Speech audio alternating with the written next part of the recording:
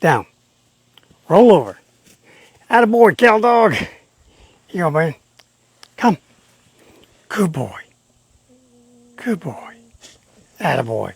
Free. Hey guys, I could probably get Captain to do anything for a little bitty marshmallow. But the problem that lies with that is not just the occasion which I don't have a marshmallow, or they're kind of sticking here from the humidity. The issue is that if I do all of my training with Captain, every bit of it, everything from come, everything from down and roll over and all sorts of things, like here, give me a hug, attaboy, things like that. If I did all of my training with just the marshmallow itself or any other sort of treat, it's not the issue becomes, or what I'm trying to say is, yes, there will be occasions in which you won't have that marshmallow, you won't have that treat for your all positive training. But what will remain is the complexity of the signal. Meaning when I'm standing here like this and I have this marshmallow, I have a certain posture. Presenting the marshmallow is a certain posture, a movement on my body, a tilt of my torso, my eyes, how I look at him. All of those become known as a complex signal, multi-layered. Think of it like a signal suite. And so when you suddenly remove part of that, meaning now all of a sudden I call Captain over to me, come, and I'm trying to make sure you guys can see him.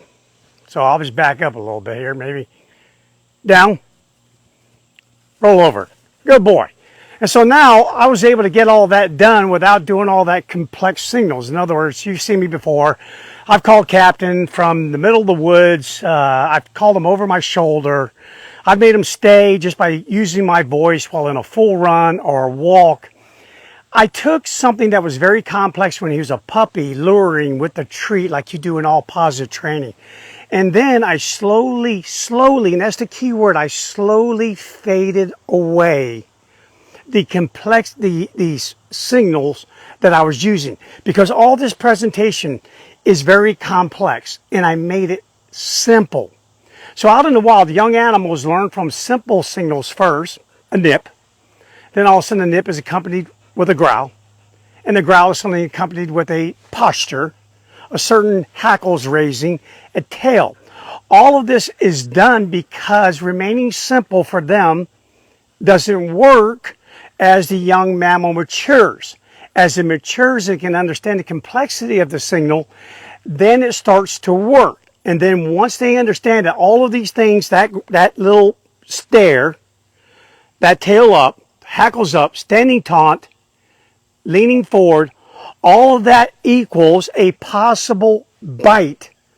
Then you can start removing layers of that, and now you have what's called instigative aggression, meaning you have a very dominant type movement that is slow and subtle and not a big energy consumer.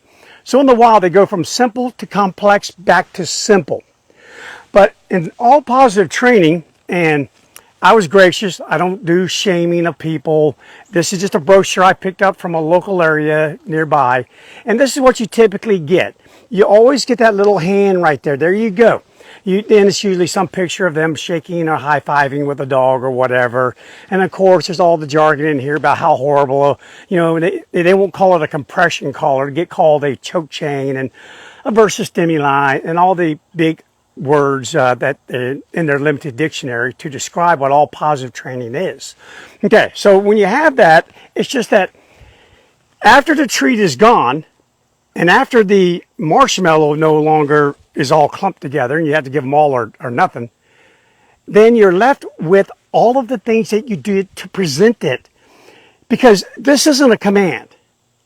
That's an offering.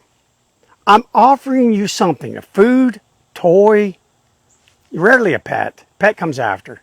It's usually a food or a toy. I'm offering you something. I'm trying to influence your behavior.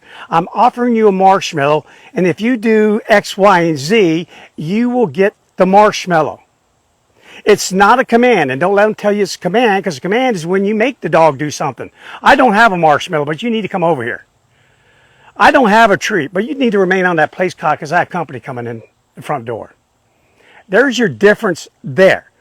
I'm able to get things done with simple commands.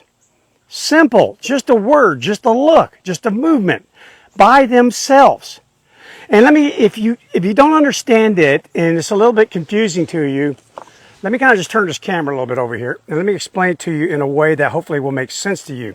I'm going to draw back on some of my old military days to kind of get this thing done so you'll understand it. Okay, so back in the day, I was a trainer and a supervisor for 3 of the United States Navy Marine Mammal projects.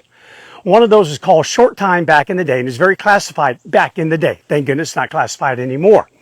But Short Time was a program in which we trained dolphins to detect enemy combatant swimmers. And that was their job. They were to locate swimmers that were trying to infiltrate bases via the ocean, via a bay, or trying to place limpet mines on the bottom of ships. And we trained these dolphins to detect them, and then once they detected them, then we trained them to neutralize them. I was also part of a dolphin project called Bottom Look. Bottom Look was we trained dolphins to detect the presence of bottom-laid mines. And when they would detect the presence of the bottom-laid mines, we would then outfit them with an explosive charge that they would go down and set next to the mine, not touch the mine, but set next to it, swim to a safe area, and we could blow up the mine. Now, in the process of doing this, we had to communicate with the dolphin. We had to teach them how to tell us, did you find someone out there, someone that doesn't belong in the bay right now? Did you find a bottom-laid mine? And by doing that, we taught them basically using ping pong paddles. They looked a lot like this. They truly did. And in the beginning, they were taught just to swim up and touch the paddle. And if you touch the paddle, you get a big old reward.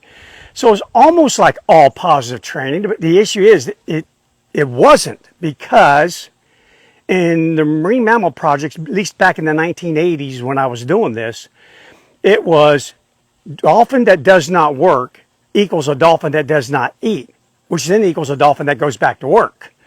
So we use food refusal, or basically we refuse to feed them and make them hungry. And if they're hungry enough, they'll want to have that squid or that mackerel or anything else that we're going to use to reward them.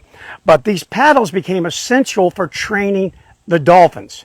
And they eventually were then put on the side of a rubber boat, inflatable boat, small as you call them in the United States Navy.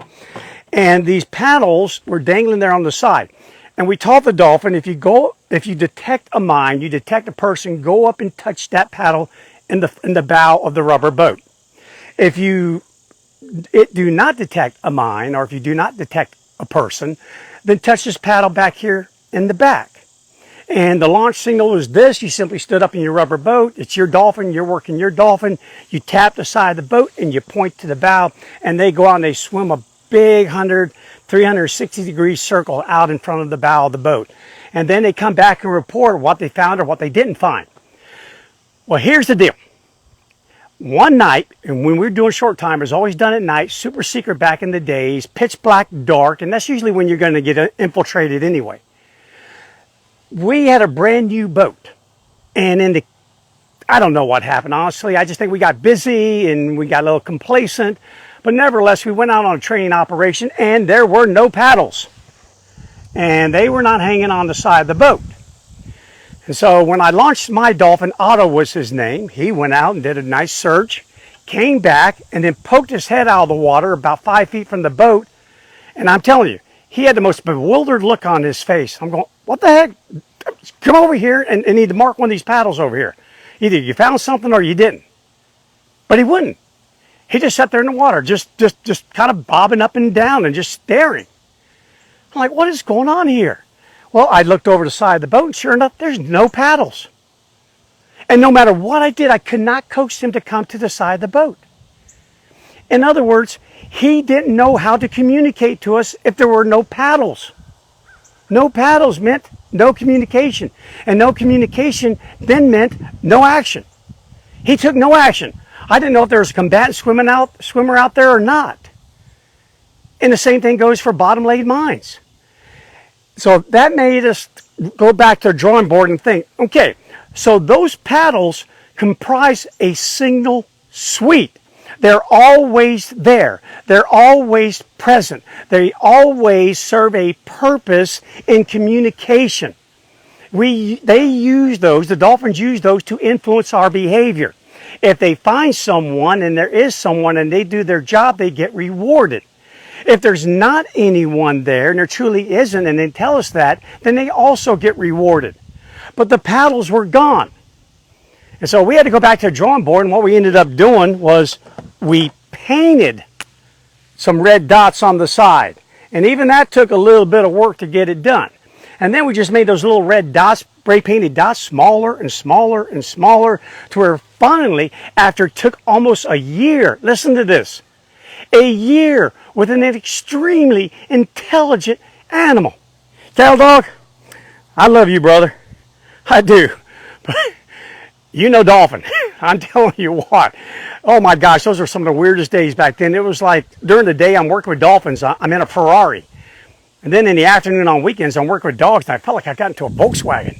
These are incredibly intelligent animals, and it took almost a year to finally get them to simply just press the boat, tap the boat, either in the bow or towards the stern. And if it takes that long for an animal who had a stereotyped signal with paddles, what do you think is going to occur with a dog when all of your training is centered around the presentation of a treat? Because that's what it is. You don't get to snap a leash if you're doing all positive. You don't even get to use the word no. You are stuck with offering something to your dog and hoping that your dog will accept this offer and do some behavior. That is it. And I tell you what, I've been to numerous all positive workshops. I've been to their seminars. I've hung out with these people for weeks and weeks. I watch them, I listen to them, I practice like them, love it for a puppy. But as soon as the puppy's old enough to understand these complex signals, then I start to fade them away. And I remember asking so many of them, okay, so what happens if you don't have the treat? Well, my dog will still do it. You know, sometimes I can just fake it. Okay, well, you keep faking something, and this little animal, even though it's not a dolphin, will become very savvy to the fact that you don't have anything to offer. So that's one bad thing. The other thing is I could never get them to successfully call their dog, for example, over their shoulder while their dog was out of sight, away from them, unless it was all set up, like at a dog show. It was just all staged, all practiced, all... In fact, one of them asked me, he said, Bryan, why is it that when I tell my dog to stay, I walk away from my dog and I turn and I call my dog and it comes over to me, I give a reward, but now all of a sudden, as soon as I turn, before I even say come, here comes the dog. Because that spinning that you've done 200 times has become part of the signal. Part of it. So long story short, if you want to have complexity in your signals, then just keep doing that. But be like a wolf, because dogs still, again, remember, all of their signals, 94 of them surround dominance and submission. Signals evolved over time, and they work because the responses evolved with them. Wolves go from simple when they're young, complex when they're little juveniles, back to simple by the time they're an adult. They take them through the whole gamut, and they only do the complex part because you're dealing with teenagers. Sometimes teenagers need a little bit more of a hint or a little bit more of a reason to do something than the young. But by the time they're old enough, they realize, okay, all of this stuff, this, and this all equals me getting bitten. They got it. I don't need all that anymore. Keep it simple, stupid rule. Complexity is the enemy of execution. And when you do all positive, that's what you end up with. Complexity. Complex signals. Your hand moving, the way you look, the way you bend, what you offer, when you offer it, under what context do you offer it. Again, you've seen Captain a million times. Just the other day, I shot a video about our new facility, and there he is running around the whole darn thing. My focus was on you. It was on the camera. I don't have to worry about Captain. He's an independent thinker. He does his thing. Because at any given moment, while I can talk to you on this video, I can yell, come, and he'll come over to me. Because I kept it simple. It's just down to a word. A word. Not all this darn movement. So guys, I just wanted to point that out there again. If these dolphins took this long for us to remove a stereotyped complex signal so they could communicate with us, just think about your dog. So gosh, if there's any other reason out there to not always do all positive, to gradually work your way into a little bit of a leash correction there, so that you can finally get down to something very simple, very realistic, something that will always be available to you. My marshmallows may not always be available. Like I said, they're clumping up really bad. Here you go, cow dog. Good catch. So again, keep it simple. Stupid rule. I love it. All right, guys, enjoy the rest of your day. It's pretty hot, pretty muggy out here. I want to give Captain a couple more of these marshmallows before they all turn into one big marshmallow. He wouldn't mind that, would you, buddy? Good job. All right, enjoy the rest of your day. Keep it simple. Dolphins, way more smarter than a dog. So again, keep that in the back of your mind. Because if they took a year, imagine if you spend 2 years doing all positive with your dog, how long it's going to take to try and make those little